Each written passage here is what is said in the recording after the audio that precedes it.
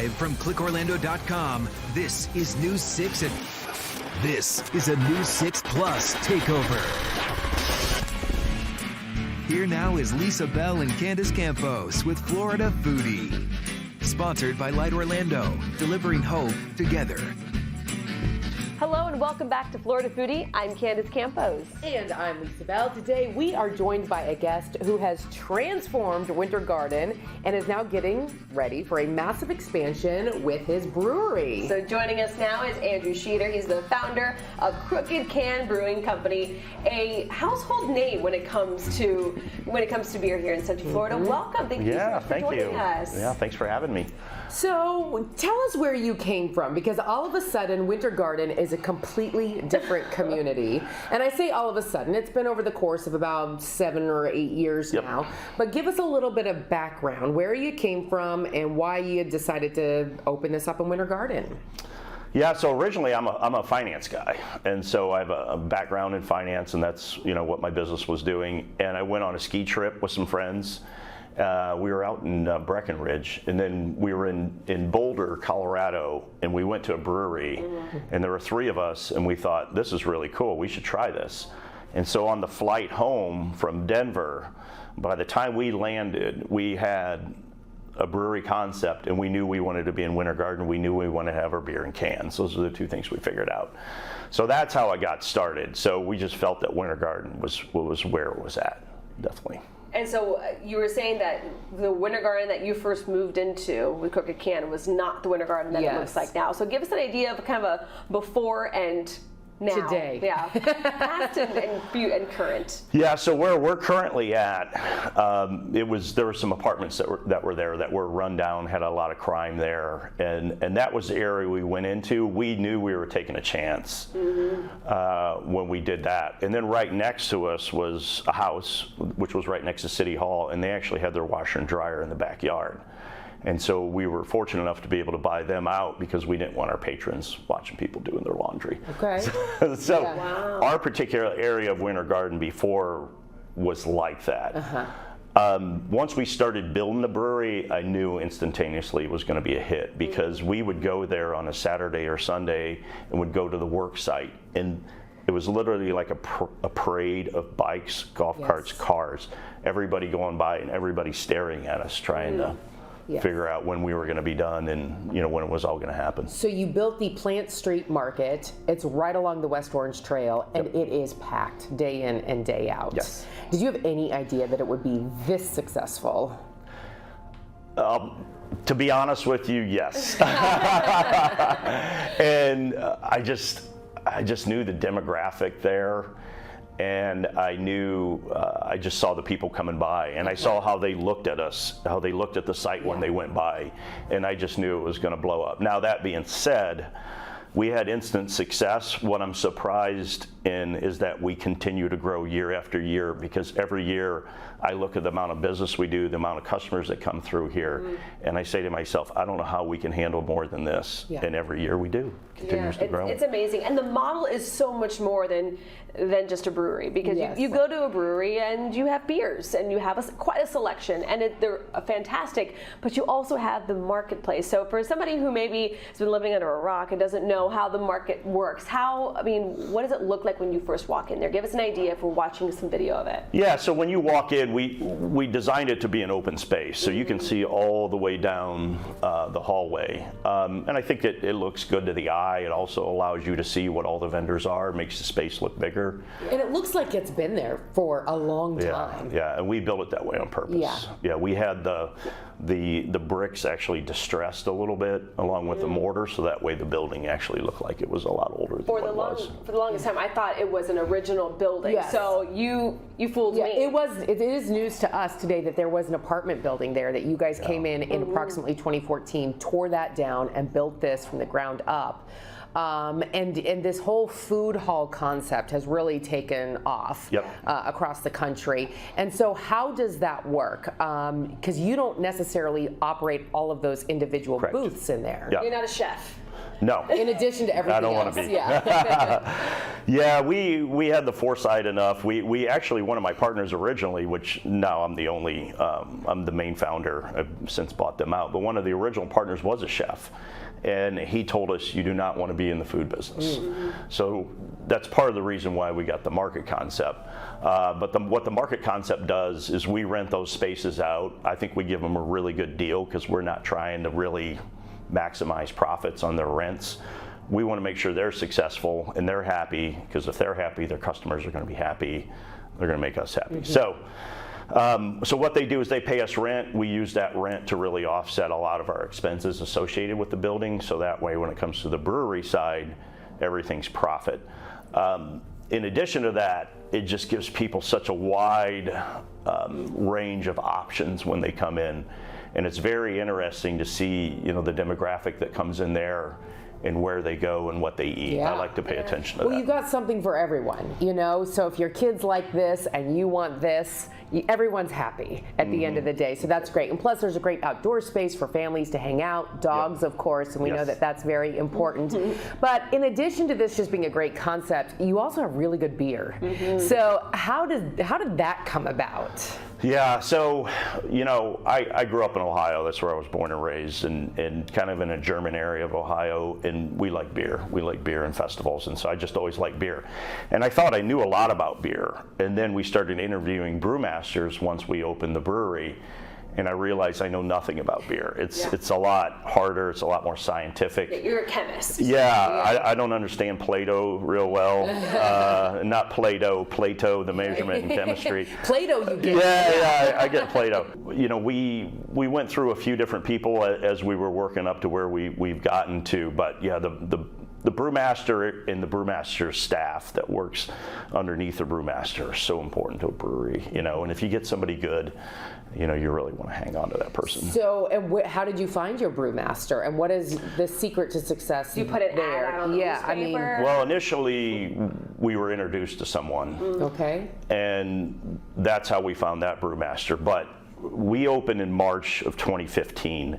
We got a random application, I think, in May of 2015, and somebody who was an English major in college and liked beer, had a job at a brewery in North Carolina, wanted to move to Winter Garden, and we sent him off to brew school, and then eventually he worked his way up, and he's been our brewmaster for several years now and does a great job. That's amazing. I mean, so Winter Garden obviously has boomed.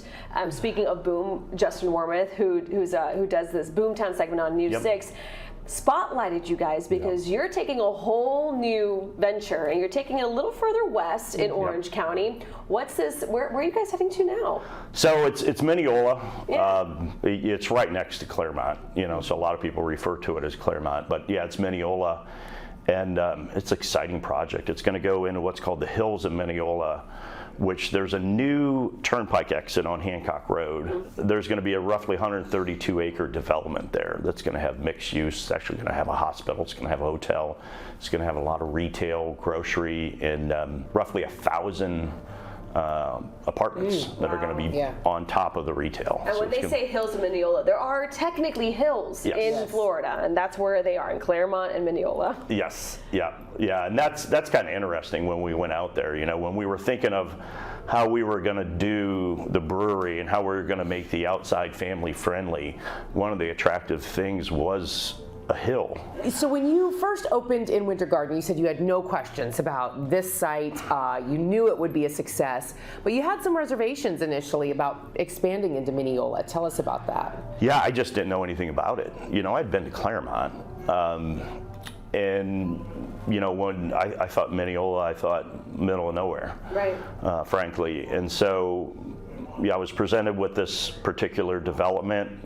About 6 months later, I was in the office talking to my CEO, and I said, let's take a drive to Mineola. So we hopped in my car, and I couldn't believe it. It was 10 miles away, from the Winter Garden location, and I got there in 11 minutes. Wow. And the reason is you're on the turnpike, and you can get a long distance very, very quickly. And then when I got there, I just couldn't believe, the topography, the number of households up there, the proximity to the villages, the fact that the turnpike is probably the main artery for the tourist corridor. Exactly. Signage on the main artery in the tourist corridor for people that are coming to Disney, Universal, and SeaWorld. Oh, by the way, our beers in all those locations, they're at the Publix, they're at the Targets, they're at the Walmarts. And so, perfect place to have advertising on the distribution side. You've also made it a priority to kind of stay in Central Florida. Yep. Tell us about that, rather than expanding to like Miami or Tampa. Yeah, or so Why would you do that? Yeah, the typical business model in breweries, at least from in my opinion, is that you open a brewery, you do well, and then right away you expand. You go out through the state. Once you do well in the state, you go out into other states, and then you're nationwide. That's changed, in my opinion. There's just so many local breweries now that people want local. Right. And if you're not local, there's only a few brands that can pull that off because they have the resources and the marketing and all that to be able to pull it off. I always said from the very beginning that I want to be the Abita of Central Florida. So I don't know if you've heard of Abita, but it's a beer in Louisiana. And if you go to New Orleans, I challenge you to go to any bar or restaurant or grocery store and not see Abita on tap. Still ahead on Florida Foodie, we take you behind the glass windows into one of Central Florida's most successful local breweries, plus the major retailer that'll soon be offering cans of High Stepper and Florida Sunshine wholesale.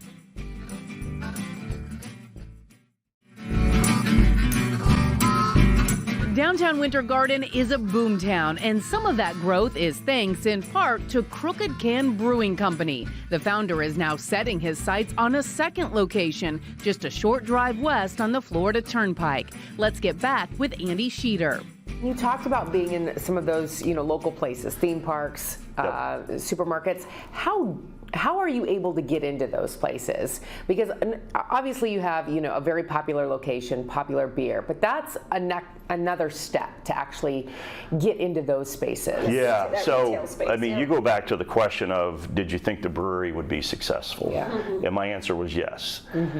I thought we were going to kill it in distribution. In distribution, I was 100% wrong on. Distribution has been significantly harder than what I thought. So we have to sell our beer through FDC. They're the ones that actually get it from our brewery to the retail customer, which is the third part of the three-tier system. So everything goes through FDC. When you go into a restaurant, you look at the menu and you see beer on a menu. Right. I always thought that was natural. It's not. The hardest, it's amazing. It's so hard to get on a menu. We can have our beer for sale at a restaurant and it's not on the menu. So there's all these little tricks and things you have to figure out. FDC's done a great job of helping us with Universal and some of these bigger accounts. I think I'm allowed to say this. We're about to go into Costco. Oh wow! Which is it's going to be a really really big deal. That should be in December. Nationwide, or is that no? local? That's just in Central Florida. Okay.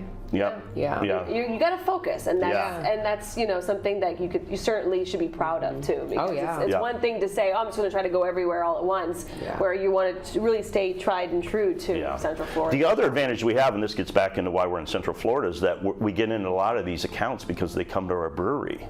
And then they just say, I want to carry your beer. Yeah. We offer discounts to servers on Mondays, so they get 30% off if they come in. So, question for you. Your beers are delicious, by the way. Thank you.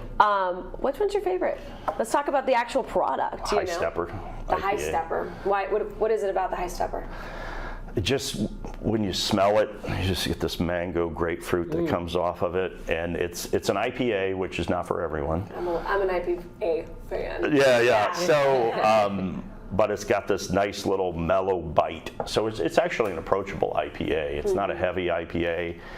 We purposely make it a little on the softer side. You know, if you're up in Maine or something like that, you want a heavy IPA because the weather's cold. Here, you want something that IPA hits you. Yeah. You want something that you can drink in warm weather, and I just love that taste.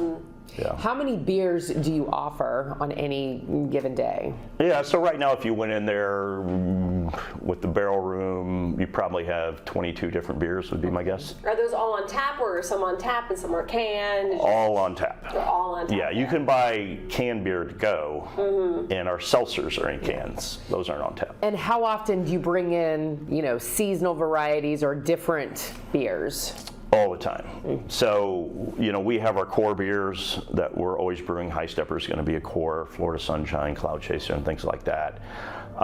Then we have our regular seasonal beers. So right now we're in the winter, so it's Black Frost, which you should be able to hopefully pick up in some Publix near you. ABC, Total Wine as well. So we have that beer right now, and then we have a bunch of one-offs that we allow the brew team to do, because, you know, if they just come in every day and brew the same beer, it's going to get old. So we want to, you know, let them use their creativity. You mentioned you sent your current brewmaster to brew school. Yes.